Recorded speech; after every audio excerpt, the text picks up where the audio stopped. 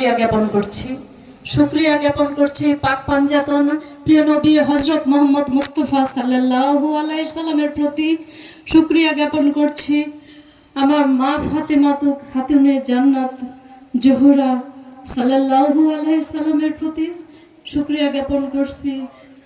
হযরত আলী সাল্লাল্লাহু আলাইহি সাল্লামের প্রতি, ইমাম হাসান সাল্লাল্লাহু আলাইহি সাল্লামের প্রতি এবং ইমাম হুসাইন সাল্লাল্লাহু আলাইহি সাল্লামের প্রতি, তাদের পাক কদম মুবারকে, তাদের নূরময় কদম মুবারকে আমার ভক্তি এবং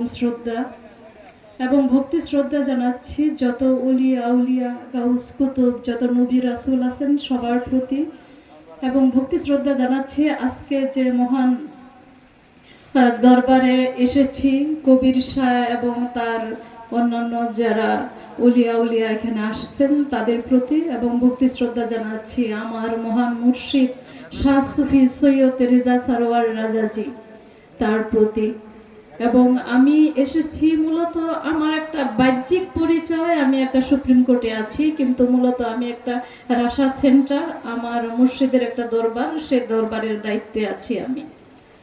আর আজকে যারা উপস্থিত হয়েছেন আমার আহলে বায়াতের সকল সদস্য এবং সকল আলোকিত সকল সদস্যদেরকে, এখানে যারা আমার বাবা এখন মা যারা আছেন সবার প্রতি, এবং আজকে এখানে যারা অতিথি আছেন সবার প্রতি আমার ভক্তি শ্রদ্ধা রাখি। আজকে যে একটা সুন্দর টপিক, এটা শুনে আমার প্রাণ ভরে গেছে, কারণ আমি সবসময় অনেকেই আমাকে বলেন যে ম্যাডাম ওলি আল্লাহ চিনবো কিভাবে ভালো, এখন তো ভণ্ডে ভরে গেছে অমুক তমুক। আমি একটা কথাই বলি যে যেখানে দেখবেন পাক পাঞ্জাতনের প্রেম আছে, আপনার যে মুর্শিদ পাক পাঞ্জাতনের সাথে কারো সাথে তুলনা করে না, কোনো সাহাবীকে তুলনা করে না, কোনো অন্য মানুষকে তুলনা করে না, যারা আছেন যারা সবকিছুর ঊর্ধ্বে, তাদের প্রেম তাদের ভালোবাসা তাদের আমার পাক পাঞ্জাতনের প্রতি নবী আমার আলী আলাইহিস সালাম মা ফাতেমা হাসান হুসাইনকে সবার ঊর্ধ্বে রাখেন, যে সেই দরবারেই যাবেন, সেই দরবারই মনে করবেন, সেই দরবারই হক, সেখানেই হক পাবেন, সেখানেই সত্য পাবেন। এজন্য পাক পাঞ্জাতনের প্রেমই ঈমান। আমাদের ঈমান কিন্তু নামাজ রোজা হজ জাকাত না। নামাজ রোজা হজ জাকাত এগুলি উমাইয়া আব্বাসীয় শাসকরা তৈরি করেছে তাদের বিজনেস করার জন্য। তাদের বড় বিজনেসই হলো এই মসজিদ ব্যবসা, তাদের বড় বিজনেসই হলো নামাজ, এই ওয়াক্তীয় নামাজ। এই মূল প্রেমই হইল নবীজির প্রেম। যার প্রেম নবীর প্রতি যত বেশি, যার প্রেম আমার মা ফাতিমার প্রতি বেশি, যার প্রেম আমার আলী হাসান হুসাইনের প্রতি বেশি, যার প্রেম, সেই প্রেমিক তারই ঈমান শক্ত, সেই নাজাত লাভ করবে।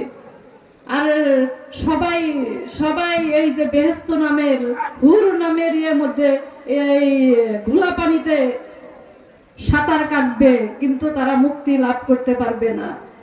এজন্য আমি সবসময় বলি যে মা ফাতেমা হযরত আলী ইমাম হাসান হুসাইন, এরাই সত্য ছিলেন, আর এদেরকে সবাইকে শহীদ করা হয়েছে। আমার মুর্শিদ বলতেন পরোক্ষভাবে, কিন্তু অনেকেই জানে না, নবীজি সাল্লাল্লাহু আলাইহি সাল্লাম আমাদের নবীজিকেও কিন্তু শহীদ করেছেন। এই কথাটা সবাই হয়তো জানে না কিছু। আমি তবে একটা বলি, যদি নবীজি যখন একদিন নবীজি, সবাই বলে যে নবীজি সালাত আদায় করতেন, এগুলি সব সম্পূর্ণ বানানো কথা। মসজিদে নবী বলে যেটা, ওটা নবীর বাসভবন ছিলেন, সেখানে নবী খুতবা দিতেন, মানে বক্তব্য দিতেন তাদের সাহাবীদের উদ্দেশ্যে। এই সাহাবীদের উদ্দেশ্যে একদিন বক্তব্য দেওয়ার দিনে যখন বিদায় হজের পর একদিন এসে বললেন, কিছু সাহাবী, আমরা অনেকে বিভিন্ন প্রশ্ন করলেন, তারপরে বললেন যে কিছু সাহাবী আছে আমার হাউজে কাউসার, আমি তাদেরকে পান করাতে যাব, তখন সামনে একটা দেওয়াল আসবে, তাদেরকে আমি হাউজে কাউসার পান করাতে পারবো না, আমার ঘনিষ্ঠ সাহাবীদেরকে। এই কথা বলার পর এটা পরোক্ষ প্রত্যক্ষভাবে সবাই একদিন, তারপরে মা আয়েশা তিনি জিজ্ঞাসা করলেন তাদের নাম কি বলা যায়? কয় তাদের নাম বলার দরকার কি, তবে জেনে রাখো তোমার বাবা, আমার দায়িত্ব, যদি আমি সবকিছুর দায়িত্ব হযরত আলীকে দিয়েছি, কিন্তু দায়িত্বে আসবেন তোমার বাবা, তারা এইভাবে বললেন। এই কথা পর তারপরে আবু বকর ওমরের কানে চলে গেল যে তারা নাকি দায়িত্বে আসবেন। দায়িত্বে আসার পর এই হাফসা হাফসা বিনতে উমর আর আয়েশা দুইজনে মিলে নবীকে কি কিন্তু বিষ দিয়েছিলেন পরোক্ষভাবে। নবীজি সে মাংস খেতে চান নাই, তবু নবীকে জোর করে খাওয়াইছে। তবে নবীজি বুঝেছে, বলেছে যে দূর করে খাওয়াইতে চাও, খাও, অসুবিধা নেই, আমি তো যেতে প্রস্তুত। এজন্য তাকেও প্রত্যক্ষভাবে বিষ দিয়েছিল। আমার মা ফাতেমাকে, তারপরে তিনি যখন চলে গেলেন, মা ফাতেমা সবসময় মা ফাতেমাকে তখন যখন চলে যাবেন তখন মা ফাতেমা অনেক কান্নাকাটি করতেছিলেন। তখন মা ফাতেমা কানে বললো যে তুমি আমার কাছে আসো, তোমার সাথে তখন কানে কানে কথা বলার পরে মা ফাতেমা হেসে দিলেন। তখন সবাই জিজ্ঞেস করলো হেসে দিলেন কেন? হযরত আলী জিজ্ঞাসা করলেন, বললেন আমার পিতা বললেন তার সাথে আমার প্রথম সাক্ষাৎ হবে। এই যে তারপরে ক্ষমতার লোভ, ক্ষমতা নবীজিকে যে নবীজি যে চলে গেলেন বিদায় হজের 81 দিন পরে, এটা হইল প্রথম রবিউল আউয়ালে তিনি চলে গেলেন। চলে যাওয়ার পরে তারা তো যখন এই খবরটা নবীজি অসুস্থ, তারা ক্ষমতায় কে বসবে, তারা বনু সাকিফাতে সেই 8 কিলোমিটার দূরে, এটা ছিলেন উমরের, আবু বকরের শ্বশুরবাড়ি এলাকা, সেখানে যে তারা মিটিং করে তারা ক্ষমতা কে নিবে সেই চিন্তা করতেছিলেন। এই চিন্তা করার পরে তারপরে নবীজি যখন ওফাত নিলেন 3 দিন কিন্তু নবীজির লাশ মোবারক পড়েছিল, তাদের জন্য ওয়েট করে তারা না আসার পরে তারপরে নবীজিকে 13 জন সাহাবী, মতান্তরে 11 জন সাহাবী মিলে তার ঘরেই তাকে রাখা হয়। রাখা হওয়ার পরে তারা তো আমরা ক্ষমতার ইতিহাসগুলি তো জানি, কিন্তু তারা যেভাবে ক্ষমতার ইতিহাসগুলি, যেভাবে হাদিস বিভিন্ন জিনিসের বিভিন্ন উমাইয়া আব্বাসের প্রচার করে হাদিস তৈরি করছে, এটা কখনো সঠিক না। তাদের মানকে উচ্চ করার জন্য, যাদের দোষগুলি ঢাকার জন্য এই কাজগুলি করেছে, এই হাদিসগুলি তৈরি করেছে। এই জন্য আমরা হাদিস না, আমরা কোরআন ফলো করব। আমরা সবসময় কোরআন ফলো করব। যদিও এখানে নবী যখন কোরআন কাগজে লেখা হয় না, কাগজে লিখলেও কোরআন অনেক বছর পরে উসমান এসে কাগজে তার মন মতো কি অনেক সূরা আজহাব, কিন্তু সূরা বাকারার মতো বড় সূরা ছিল। বাকারা এবং সূরা আজহাব বড় সূরা ছিল, যেখানে নবী পাক পঞ্চদশ আহলে বায়তের কথা লেখা ছিল, সেগুলি কিন্তু বাদ দিছে। এইভাবে যদি অনেক বাদ সবকিছু দেওয়ার পরে 6666টা আয়াত মা আয়েশা বের করে দেন। তারপরেও ওখান থেকে যাচাই বাছাই করে এখনো কিন্তু 6600 আয়াত নেই, 6234 আয়াত আছে। মানে আহলে বায়াত শানে যত আয়াত ছিল সেগুলি বাদ দিয়ে দিয়েছে। তবুও কিছু কিছু রয়ে গেছে। সূরা মায়েদার মনে করেন 3 নম্বর আয়াত, 6 নম্বর আয়াত, কিছু কিছু আয়াত এইভাবে রয়ে গেছে, যাতে একটা আয়াত যে কোরআনের অস্বীকার করলো সেই কাফের, সেই সত্য অস্বীকারী। এই জন্য যারা এই যে শরীয়ত পালন করে, শরীয়তের নামে ধর্ম পালন করে, তারা কিন্তু কোরআনের অধিকাংশ আয়াতই তারা অস্বীকার করে। তারা কোরআনের অধিকাংশ আয়াতই অস্বীকার করে। এই জন্য আমরা আহলে বায়াত আর মূল কোরআন, মূল নবী এবং আল্লাহর মধ্যে 90,000 কথা হয়। 90,000 কথার মধ্যে 30,000 আছে কোরআনে, আর 30,000 তার আহলে বায়াতের অনুসারীগণের মধ্যে। এই 30,000 60,000 আর 30,000 নবী এবং আল্লাহর মাঝে আছে। এই নবী আর আল্লাহর মাঝে যে 30,000 আছে, এই 90,000 কিন্তু একজন মানুষ যখন ফানাফিল্লাহ বাকাবিল্লায় পৌঁছতে পারে, যখন নিজেই হক হতে পারে, নিজেই আনাল হক হয়ে যায়, তখন সে 30,000-এর অধিকারী হয়ে যায়, তখন সে 90,000-এর অধিকারী। আর এই 90,000-এর যে অধিকারী হয় সেই নুরি কোরআন। এই নুরি কোরআনকেই আমাদের অনুসরণ করতে হবে, এই নুরি কোরআনকেই আমরা ধারণ করব, এই নুরি কোরআনকে আমরা খুঁজে বের করব। এই কাগজি কিতাব না, কাগজি কোরআন না, আমরা নুরি কোরআনকে খুঁজে বের করব, নুরি কোরআনের পথ অনুসরণ করব, তাকে ধরব। এই আমরা এই যে যারা আহলে বায়াত আছে, যত বিপদ আপদ বানার যত কিছুই আসুক, যেমন আমার মুর্শিদ চলে যাওয়ার পরে তিনি তো স্বাভাবিকভাবে পরিচয় ছিলেন, তিনি লেখক, কবি, লেখক, সুফি কবি, লেখক হিসাবে পরিচিত। তিনি অলি হিসাবে বেশি পরিচয় দিতেন না। যারা তাদের লেখা পড়ে তার কাছে এসেছেন, যারা তাকে ছাড়েন নাই, বিভিন্নভাবে তাকে জোর করছেন, তখন তাদেরকে বায়াত দিতেন, তাছাড়া তিনি বায়াত দেননি। কিন্তু তিনি চলে যাওয়ার পরে কিন্তু তিনি বলে গেলেন রূপগঞ্জ, রূপগঞ্জের কথা বলে গেলেন, সেখানেই জায়গা পেলাম। 2 বার তার মাজার ভাঙলো শেষ মুহূর্তে, গত 7 তারিখে তাকে সবকিছু জ্বালায় পুড়ায় দিল। এই যে ওলি আল্লাহদের বিরুদ্ধে সবসময় এরা লাগে, আমরা কিন্তু শরীয়তের এরা কত অন্যায় করছে, আমরা কিন্তু আহলে বায়াতে কেউ তাদের বিরুদ্ধে করি না। তবে আমাদের একতাবদ্ধ হওয়া উচিত। ওলিয়া উলিয়াদের বিরুদ্ধে যেন কেউ, এই ইসলামে, এদেশে ইসলাম এনেছে ওলিয়া উলিয়ারা, এই ইসলাম দিয়ে, এই ওলিয়া উলিয়ার ইসলাম দিয়ে তারা মসজিদ মাদ্রাসা বানিয়ে ব্যবসা করে বিভিন্ন দেশ থেকে ডোনেশন আনে না, তারা এই ওলিয়া উলিয়াদের বিরুদ্ধে তাদের রুজি রোজগারের পথও করে, আবার এই ওলিয়া উলিয়াদের বিরুদ্ধেও লাগে। এই জন্য আমরা আহলে বায়াত প্রেমিক যারা আছি, যেখানে ওলিয়া উলিয়াদের বিপক্ষে কোনো আক্রমণ হবে, কোনো অন্যায় নিপীড়ন হবে, আমরা সবাই একাত্মবদ্ধ হব, সবাই একাত্মবদ্ধ হয়ে প্রতিবাদ গড়ে তুলব। আর আমরা সবসময় ওলিয়া উলিয়ার বিরুদ্ধে যারা যায় তাদেরকে কিভাবে প্রতিরোধ করা যায়, কিভাবে আমাদের সবকিছু করা যায়। তারা যেমন একটা কিছু হলেই তারা মিছিল মিটিং করে, তারা এই যে গত 2 বছর আগে 5ই মেতে যে বড় সমাবেশ করে কত দেশে বিশৃঙ্খলা অরাজকতা করলো, সরকারের বিরুদ্ধে কিভাবে তারাই করে। কিন্তু ওলি আল্লাহ সুফিরা তো কখনো কারো বিরুদ্ধে যায় না, কারো তাদের দ্বারা কারো কোনো আঘাত পাক, কেউ একটা পিঁপড়াও যাতে আঘাত না পায়, কেউ ক্ষতিগ্রস্ত না হয়। একজন সুফি কখনো কারো ক্ষতি করতে পারে না, তাকে সবসময় সুফিরা মানুষের কল্যাণ কামনা করে, তাকে মুক্তি লাভ করার চেষ্টা করে।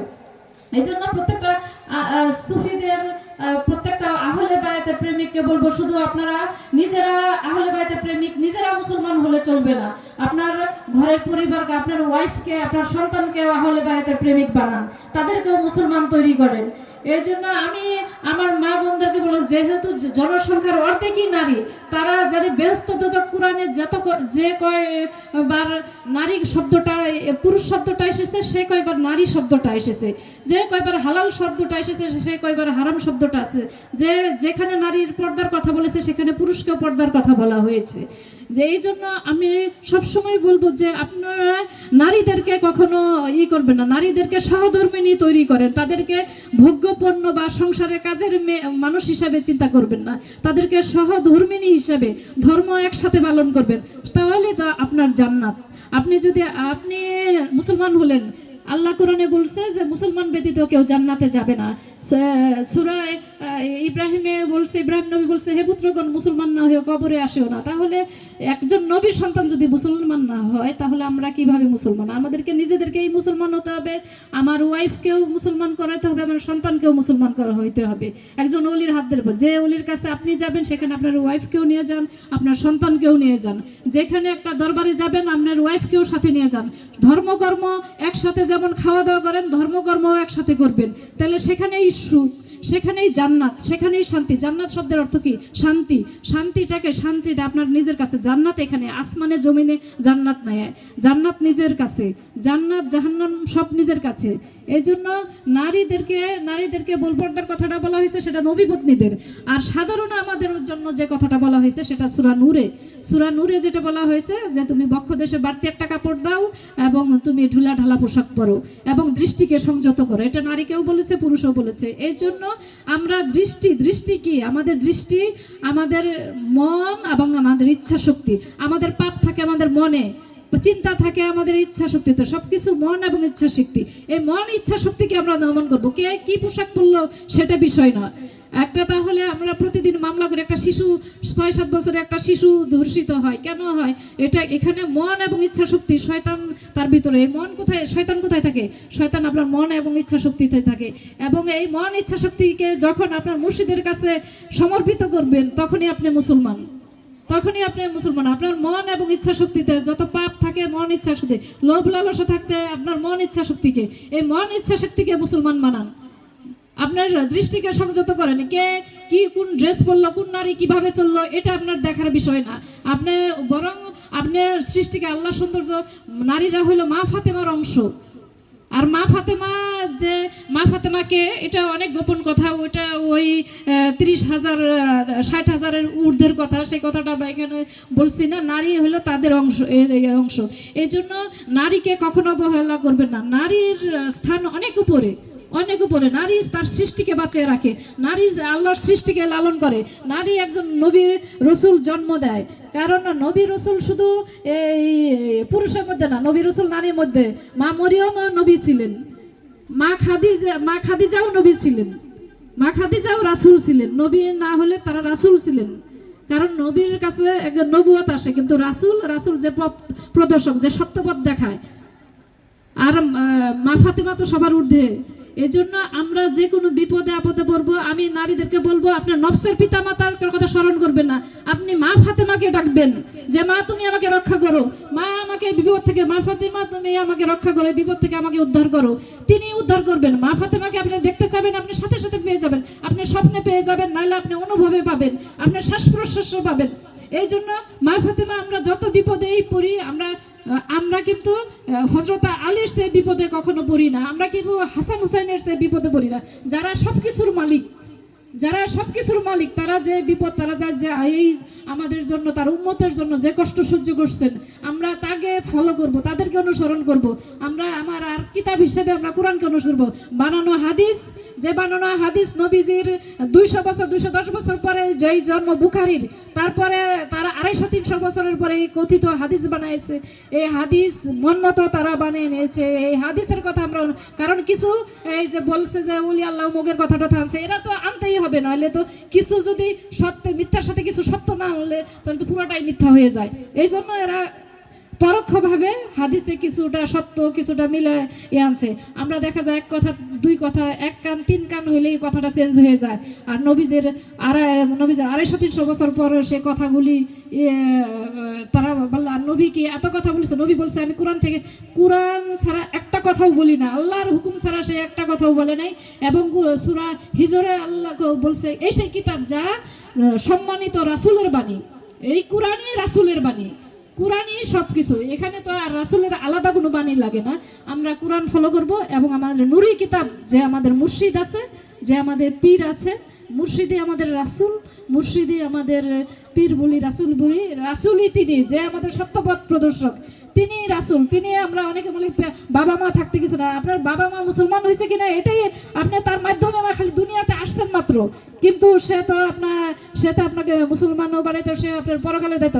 আজকে আপনার পিতা মাতাকে বড় হন, আপনি যদি তাকে না দেখতে পারেন, তাকে টাকা পয়সা নেন, নফসের দায়িত্ব বা প্রাণের দায়িত্ব, তার স্বার্থের ব্যাঘাতে কাজ করেন, সে কখনো আপনার আর আপন থাকবে না।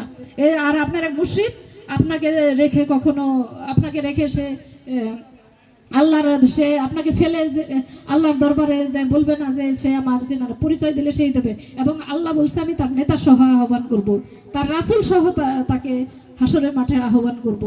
এই জন্য আমরা রাসূল, যারা রাসূল ধরি নাই, যারা মুর্শিদ ধরি নাই, পীর মুর্শিদ ধরি নাই, তারা পীর মুর্শিদ ধরবো, আমরা মুসলমান হব এবং সমর্পিত হয়ে আমরা নিজেকে চিনব, নিজেকে কোথায় আমাদের শয়তান বাস করে, কোথায় আমার আল্লাহ বাস করে এবং কোথায় আমার রাসূল বাস করে। এই আমরা পাক পাঞ্জতন যে বলি, আমরা পাক পাঞ্জতন ছাড়া আপনি চলতেই পারবেন না। আপনার এই 5টা আঙ্গুল, একটা আঙ্গুল আপনি বাদ দেন, আপনি চলতে পারবেন না, একটা আঙ্গুল আপনি কাজে লাগাতে পারবেন না, আপনার পায়ের একটা আঙ্গুল বাদ দেন, আপনি দৌড়াতে পারবেন না, আপনি হাঁটতে পারবেন না, আপনি অচল হয়ে যাবেন। এই জন্য সবকিছুই পঞ্চ, আপনার ইন্দ্রিয় 5টা, সবকিছু এখানেই নিদর্শন আছে, যা আছে মহাবিশ্বে, তা আমাদের এই দেহভাণ্ডে আছে। এই দেহভাণ্ডে মানে এই মুখমণ্ডলে এইটুকু, এই গলার নিচটুকু জমিন। আমার মুর্শিদ বলছে এইটুকু কথা ভুলে যাও, তুমি চিন্তা করো এইটুকুর কথা। সবসময় আপনি গলা থেকে মাথা পর্যন্ত যদি কেটে ফেলায়, আপনার পরিচয় কেউ চিনবে না। আপনার এই মুখমণ্ডলই আপনার পরিচয়, আর এই মুখমণ্ডলে আপনার পাক পাঞ্জতনের অবস্থান। এখানে পাক পাঞ্জতন, এখানে সবকিছু, এখানে আপনার মুর্শিদের কাছ থেকে জেনে নেন। যখন আপনার নিজের সম্পর্কে আপনি জানবেন, নো দাই সেলফ, তখন দেখবেন আপনার মতো ধনী, আপনার মতো শ্রেষ্ঠ, আপনার মতোই আপনি সবসময় স্বর্গে বাস করবেন। তখন সবসময় আপনি জান্নাতে থাকবেন, আপনার ভিতর প্রশান্তি থাকবে, আপনার নফস তখন মুতমাইনা হালে থাকবে। আপনি তখন আর শয়তান আপনার দাস হয়ে যাবে, শয়তান আপনার মুসলমান হয়ে যাবে। আপনার হাত, আপনি চিন্তা করবেন এই হাত দিয়ে আমি ধরি না, এই হাত আমার মুর্শিদের। যখন আপনি একজন মুর্শিদের হাতে বায়াত নিলেন, তখন আপনি চিন্তা করবেন এই হাত আমার না, এই হাত আমার মুর্শিদের, এই পা আমার না, এই পা আমার মুর্শিদের, এই মুখ আমার না, এই কথা বলি আমার মুর্শিদের। আমার মুর্শিদ তো অন্যায় অসুন্দর কথা, কাকে একটা বকা দিয়ে কথা বলতো না, কাকে এই দিয়ে কথা বলবে না, তাইলে আমি কেন বলবো? সবসময় মুর্শিদকে অনুসরণ করে না। আর মুর্শিদের দোষ ত্রুটি আপনি দেখতে যাবেন না, মুর্শিদ আপনাকে কি শিক্ষা দেয় সেই শিক্ষাটাই নেবেন। এজন্য আমরা পাক পাঞ্জাতন, যখন আমাদের যত বিপদ আপদ আসুক, পাক পাঞ্জাতন তারা যেভাবে জীবন দিয়েছে, ত্যাগ করছে ইসলামের জন্য, আমাদের জন্য, সত্য মিথ্যাকে চিনানোর জন্য। কে বলছে যে হুসাইন এই কারবালায় পানির জন্য জীবন দিছে, অমুকের জন্য জীবন দিছে? কিছুই না। হুসাইন যদি একটা আঙ্গুল নিচে, তাই খাজা মঈনুদ্দিন চিশতি রহমতুল্লাহ বলেছেন, আমি হুসাইনের ঘোড়া ধুলার যোগ্য মনে করি না নিজেকে। আমি মঈনুদ্দিন জুটে একটা কানি আঙ্গুল দিয়ে পানিকে মাটিতেই দেই, তাহলে পানির ফোয়ারা বয়ে যাবে, সাগর বয়ে যাবে। আর হুসাইন তো কত বিশাল ব্যাপার, সে তারাই সব কিছু। নবীজি সবসময় বলতেন, আমি হুসাইন হতে হুসাইন আমার হতে, আমি আলী হতে আলী আমার হতে, আমি হাসান হতে হাসান আমা হতে, আমি মা ফাতেমা হতে মা ফাতেমা আমা হতে। এই মা ফাতেমাকে যে কত মর্যাদা সম্মান নবীজি দিতেন। নবীজি যখন খুতবা দিতেন, নবীজি যখন বক্তব্য দিতেন, মা ফাতেমা উপস্থিত হলে তিনি সাথে সাথে তার পাগড়ি খুলে তাকে বসতে দিতেন, মাথার পাগড়ি খুলে তাকে বসতে দিতেন। তাহলে কত বড় সম্মানিত সে। এই জন্য আমি সব নারীকে ওইভাবে সম্মান দিবেন। এই নারীরাই হলো মা ফাতেমার অংশ। আর জ্ঞানে কখনো নারী পুরুষ হয় না। যে নারীর জ্ঞান আছে, যে আলোকিত, যার ভিতরে জ্ঞান আছে সেই আলো, তার ভিতরে আলো আছে, সে আলোকিত। এই নারীকে জ্ঞান দিন, জ্ঞান দিয়ে তাকে মানুষ হিসেবে, তাকে শ্রেষ্ঠ মানুষ হিসেবে, মুসলমান হিসেবে, তাকে সুফি সাধক হিসেবে গড়ে তুলুন। শুধু নিজের সুফি সাধক হলে চলবে না, আপনার সন্তানকে, আপনার কন্যা সন্তানকে সুফি সাধক বানান। আপনার পুত্র সন্তানকে একজন অলির সহবতে দেন, সে কখনো অন্যায় করবে না, আপনার সাথে কখনো দুর্ব্যবহার করবে না, সে বিনয়ী হবে, ভদ্র হবে। এজন্য যখনই কোথাও দরবারে যাবেন, সন্তানকে সাথে নিয়ে যাবেন, ওয়াইফকে সাথে নিয়ে যাবেন। ওয়াইফকে সহধর্মিণী বানান, ওয়াইফকে কাজের বুয়া বানান না, সহধর্মিণী বানান। তার সাথে কাজে সব কিছুতে আপনি বাইরে কাজ করেন, সেও বাইরে কাজ করে, সে যদি ঘরে কাজ করে তারপরেও তার ঘর কাজে সহায়তা করেন, তার প্রতিটা কাজের প্রশংসা করেন। আপনার সুখ এখানেই, জান্নাত এখানেই, দূরে কোথাও না, সব কিছু এখানেই। আজকে এই সুন্দর অনুষ্ঠানের আয়োজনের জন্য যে আমাদের ভাই আয়োজন করছেন, তাকে অনেক অনেক শুকরিয়া জানাচ্ছি, এবং আমাকে সুযোগ করে দেওয়ার জন্য। আর এই পাক পাঞ্জাতন আহলে বায়াত পাক পাঞ্জাতনের উপরে কিছুই নেই, কিছুই নেই, কিছুই নেই। পাক পাঞ্জাতের প্রেম ছাড়া কিছুই নেই। আপনার এই নামাজ, পাঁচ ওয়াক্ত নামাজ টামাজ, হজ রোজা কিছুই করতে হবে না। আপনি যে পাক পাঞ্জাতনের প্রেমে নিজেকে চোখের পানি ফেলেন, প্রতি মুহূর্তে যখন আপনার একটা বিপদ আসবে, তখন মনে করবেন যে পাক পাঞ্জাতন, আমার পাক পাঞ্জাতনের আহলে বায়াতেরা কত কষ্ট করেছে, ওলি আল্লাহরা কত কষ্ট করছে, তাদের কথা মনে করে আপনার কষ্টের কথা ভুলে যাবেন। দেখবেন প্রশান্তিতে আপনার মন ভরে যাবে। আল্লাহর কাছে সবসময় শুকরিয়া জানাবেন, সব কাজে আল্লাহর কাছে শুকরিয়া যাবেন, নবীজির কাছে শুকরিয়া জানাবেন, পাক পাঞ্জাতনের উপরে শুকরিয়া যাবেন, আপনার মুর্শিদের কাছে শুকরিয়া যাবেন। আপনার সুখ দুঃখ আপনার মুর্শিদের কাছে বলেন, আর কারো কাছে বলার দরকার নেই। আর আমরা অনুষ্ঠান আয়োজকদের উপরে আবারও শুকরিয়া জ্ঞাপন করছি আপনাদের প্রতি, যারা কষ্ট করে ধৈর্য ধরে আমার বক্তব্য শুনছেন। সবাইকে ধন্যবাদ। আল্লাহ হাফেজ। আমার রাশা সেন্টারের আমার এসেছেন, আমার ছেলে এসেছেন, রাশা সেন্টারের সাধারণ সম্পাদকের দায়িত্ব পালন করবেন। তিনি কিছু তার অনুভূতি কিছু বলেন।